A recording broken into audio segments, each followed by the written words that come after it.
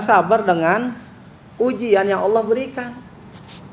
Banyak orang yang stres, ya, masalah ekonomi dan sebagainya. Kenapa demikian? Karena orang tersebut enggak ikhlas, enggak ridha dengan pemberian Allah. Padahal Allah ngasih tahu kita sabar kita.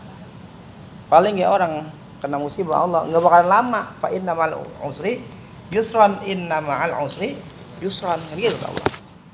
Enggak bakalan lama orang. Wa qala ta'ala wa laman sabara wa ghafara inna dzalika liman azmil umur. Allah Ta'ala berfirman, tetapi orang yang bersabar dan memaafkan, sesungguhnya perbuatan yang demikian itu termasuk hal-hal yang diutamakan.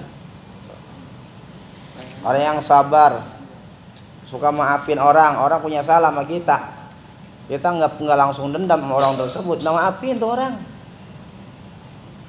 Ngedek kita terus dalam ucapan maupun perbuatan, kita maafin tuh orang kalau dia minta maaf, atau sebelum dia minta maaf kita maafin, itu orang paling bagus tuh. Kan kita enaknya kalau orang misalkan salah kita kelepak tuh orang, enaknya begitu. Dia tuh orang hese banget ya, buat salah mulu sama saya salah apa sih, kelepak juga tuh orang kan gitu. Enggak, maafin aja udah, sabar ya. Kalau gitu jangan deketin lagi. Wa qala ta'ala wasta'inu bis-sabri was-shalah innallaha ma'as sabirin. Allah berfirman, jadikanlah sabar dan sholat sebagai penolongmu. Sesungguhnya Allah beserta orang-orang yang sabar. Zaman sekarang ya Allah, ekonomi lagi susah, gaji pun pas-pasan, kadang kontrakan belum bayar, angsuran belum bayar. Ya Allah, sedih. Gimana? Ya sabar, ngapain lagi? Kita mau ngedumel sama siapa kita? Sama orang tua, sama tetangga, sama istri, sama suami, sama Allah. Ya sabar aja udah. Dengan cara apa? Berusaha semaksimal mungkin. Ya orang kalau misalkan nggak banyak sabar ya puyeng terus. Tiap hari dari pagi bangun tidur sampai tidur kembali puyeng mulu. Kenapa? Nggak sabar. Tapi kalau yang sabar, banyak maafin orang, ya Allah biarin gaji misalkan cuma hanya 2 juta 3 juta, ya biarin dah, sabar deh ya Allah, mudah-mudahan ada rezeki yang lain tambahan gitu. Ada orang sedang berdiskusi, kata temennya, kamu berapa gaji kamu? Kata dia, kok nanya gaji sih? Iya saya pengen tahu berapa gaji kamu. Gaji saya nggak besar sih, berapa? Cuma 2.500.000. Wah, 2.500.000 mau aja kerja gitu. Terus bagaimana? Cari yang lain. Timbul dari orang tersebut karena dia mendengar temannya membicarakan seperti itu, gaji 2,5 dianggap kecil, maka terfokuslah dalam pikiran bahwa saya 2.500.000 itu kecil. Sehingga dia mau mencari kerja. Kerjaannya ditinggalin. Pas ditinggalin dia nggak dapat kerja, nganggur. Yang ada apa? Nggak dapat duit sama sekali. Nganggur, pikiran lebih pusing. Sehingga yang ada ambek-ambekan. Bini lah dimarahin, kerjaan akhirnya nganggur mana, akhlak jadi pada rusak.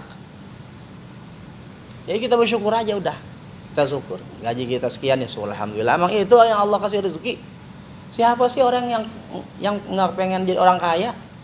Semua orang pengen jadi orang kaya, berkecukupan, pengen punya mobil, pengen punya rumah, pengen punya apalagi tanah yang besar, istri yang cantik, suami yang tampan, dompet nggak pernah putus tuh uang. Siapa yang nggak pengen? Semua orang pengen.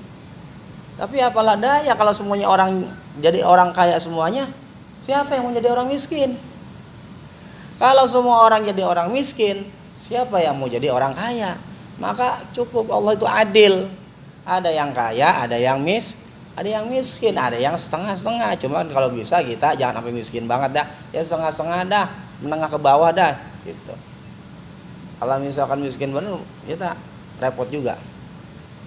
Maka kita banyak usaha, banyak doa sama Allah, banyak doa sama Allah. Udah siapa lagi yang paling kita sering minta? Ya Allah, dan nggak pernah kedumel Allah itu, enggak.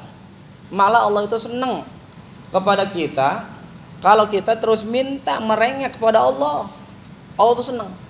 Tapi kalau kita terus ngerengek kepada makhluk, minta kepada manusia, minta kepada atasan dan jabatan sebagainya, itu orang ada begaknya sama kita. Orang minta mulu, jangankan kita minta minjam duit aja kita masih fulan, kita minjam duit sama si A, besok kita kurang lagi, minjam lagi duit sama si A lagi, dibayar lagi, minjam lagi, kira-kira tuh orang 4 kalau kita 4 itu baru minjam, padahal kita pulangin. Apalagi kalau minta sama orang. Makanya kalau minta itu langsung sama Allah, enak kalau enak. Cuman terkadang orang itu malas minta sama Allah. Bagaimana caranya minta sama Allah? Ya kita ngerengek sama Allah. Dengan cara kita ibadah, sholat duha, sholat tengah malam, kita minta munajat sama Allah. Karena manusia itu sebelum diciptakan oleh Allah, dunia udah ada. Sebelum Nabi Adam diciptakan, dunia udah ada. Berarti manusia itu udah disiapin rezekinya sama Allah. Cuman kadang kita sama Allah itu apa keyakinannya setengah-setengah. Apa benar sih? Belum mantap kita. Coba belum. Dunia belum ada, Nabi Adam belum diciptakan, dunia udah ada. Wa qala ta'ala wal nabluwannakum hatta na'lamal mujahidina minkum was-sabirin. Allah Ta'ala berfirman dan sesungguhnya kami benar-benar akan menguji kamu agar kami mengetahui orang-orang yang berjihad dan bersabar di antara kamu.